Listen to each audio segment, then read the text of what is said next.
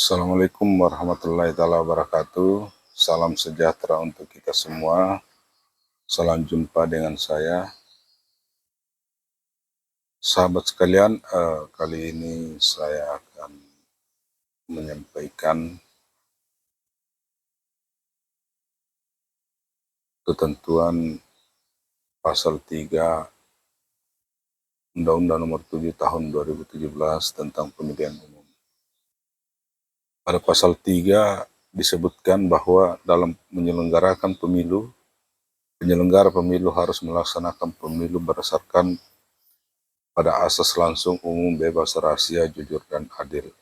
Dan penyelenggaraannya harus memenuhi prinsip, ada 11 prinsip yang harus dipenuhi dalam penyelenggaraan pemilu. Yang pertama yaitu mandiri. Mandiri dalam konteks penyelenggaraan pemilu mengacu pada otonomi dan kemandirian penyelenggara pemilu dalam melaksanakan tugas dan tanggung jawabnya. Dalam hal ini, penyelenggara pemilu memiliki kewenangan untuk membuat keputusan secara independen sesuai dengan ketentuan yang telah ditetapkan dalam undang-undang. Hal ini juga harus bersikap netral dan tidak terikat pada kepentingan politik, ekonomi, dan golongan tertentu. Prinsip kedua yaitu jujur. Penyelenggara pemilu diwajibkan untuk bertindak secara jujur dalam melaksanakan tugasnya, mulai dari tahap perencanaan, persiapan, pelaksanaan, hingga tahap evaluasi. Jujur dalam konteks penyelenggara pemilu mengacu pada integritas, kejujuran, dan transparansi dalam menjalankan tugasnya. Dalam praktiknya, asas jujur dalam penyelenggaraan pemilu mencakup berbagai hal, seperti pengawasan dan pengawalan terhadap proses pemilu, penghitungan suara, dan pelaporan hasil pemilu.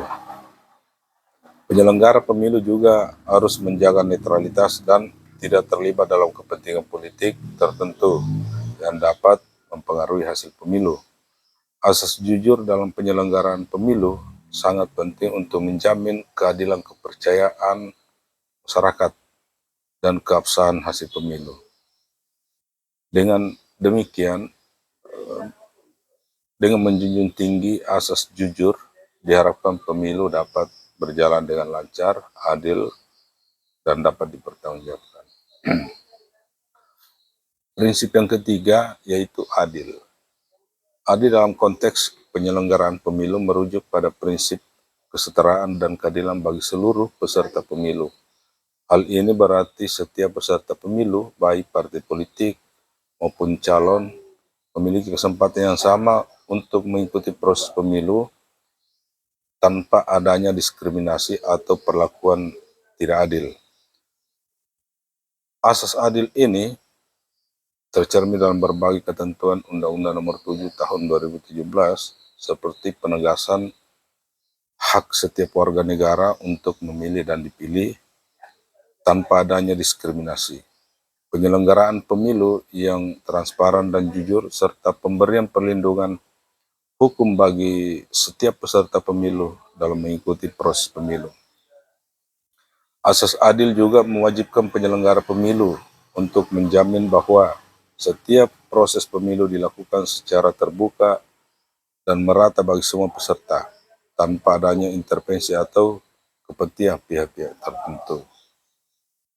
Selanjutnya, prinsip yang selanjutnya itu berkepastian hukum. Asas ini menjamin perlindungan terhadap hak-hak calon, partai politik, dan pemilih dalam proses pemilihan umum. Dalam konteks penyelenggaraan pemilu, berkepastian hukum memastikan bahwa segala peraturan dan mekanisme yang mengatur tahapan pemilu telah jelas dan dapat diprediksi. Asas berkepastian hukum juga memastikan bahwa setiap tindakan atau keputusan yang diambil oleh penyelenggara pemilu didasarkan pada landasan hukum yang kuat dan jelas. Sahabat semua, Prinsip selanjutnya yaitu tertib. Tertib dalam penyelenggaraan pemilu merujuk pada peraturan dan kedisiplinan dalam pelaksanaan segala proses terkait pemilihan umum. Ini mencakup segala hal, mulai dari tahapan pencalonan, kampanye, pemungutan suara, hingga penghitungan suara.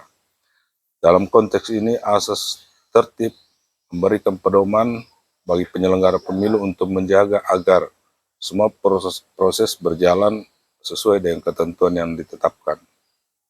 Penyelenggara harus memastikan bahwa setiap tahapan dilaksanakan sesuai dengan jadwal yang telah ditentukan, serta merujuk pada standar prosedur yang berlaku. Selain itu, sahabat semua, asas tertib juga menegaskan pentingnya pengaturan dan pengawasan yang ketat dalam setiap proses pemilu. Hal ini bertujuan untuk mencegah adanya pelanggaran-pelanggaran, kecurangan maupun ketidakberesan lain yang dapat merugikan integritas dan keabsahan hasil pemilu. Selanjutnya, sahabat sekalian, prinsip selanjutnya yaitu terbuka.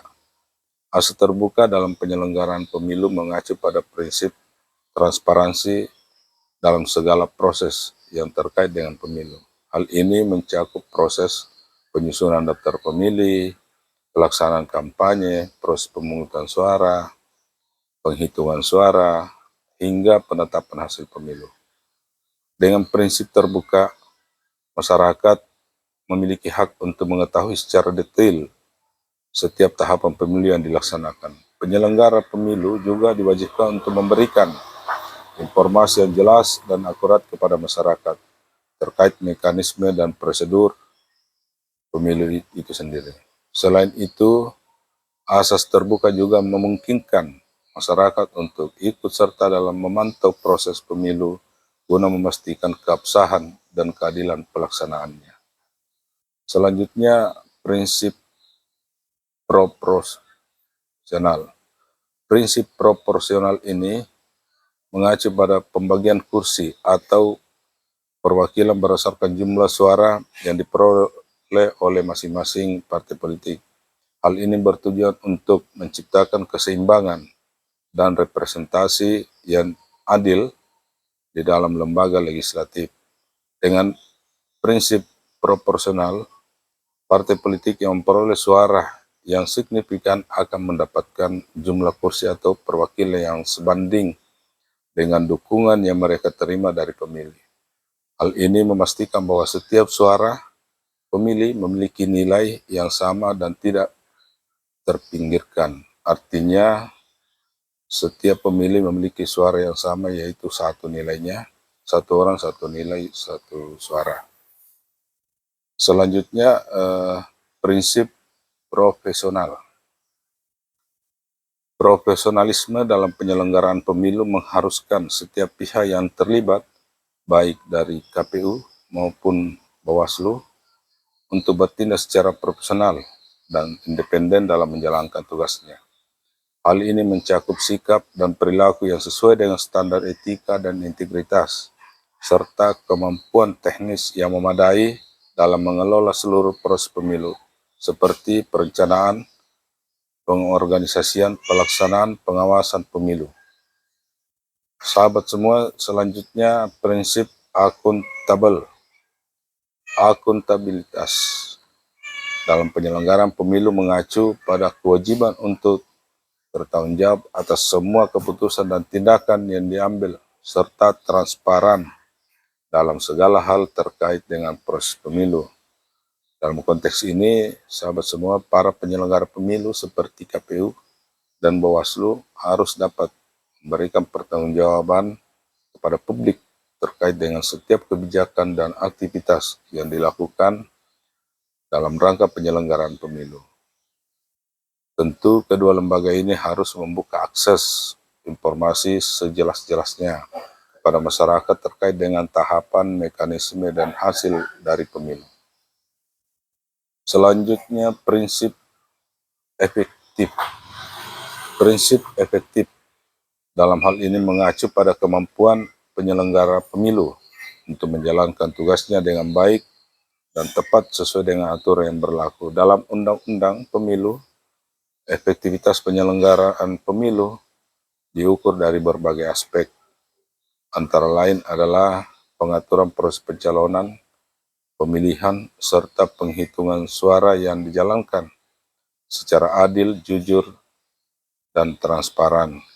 Selain itu, sahabat semua, penyelenggara juga diharapkan dapat melaksanakan tugasnya dengan menggunakan sumber daya yang efisien dan efektif, sehingga pemilu dapat berjalan lancar dan berkualitas. Selanjutnya, sahabat semua, prinsip ke-11 yaitu efisiensi. Efisiensi dalam konteks ini berarti penyelenggara pemilu harus mampu menjalankan proses pemilu dengan menggunakan sumber daya yang tersedia secara optimal. Hal ini mencakup pengelolaan anggaran yang efisien, penataan proses administrasi yang efektif, serta penggunaan teknologi yang memudahkan dan mempercepat proses pemilu. Selain itu, efisiensi juga berarti penyelenggara pemilu harus mampu meminimalisir kesalahan dan ketidakpastian dalam proses pemilu. Hal ini dapat dilakukan melalui penggunaan sistem teknologi informasi yang modern, serta pengawasan yang ketat terhadap setiap proses pemilu. Demikian sahabat semua terkait pasal 3 Undang-Undang Nomor 7 Tahun 2017 tentang pemilu pada sesi kali ini. Silakan memberikan saran dan tanggapan di kolom komentar.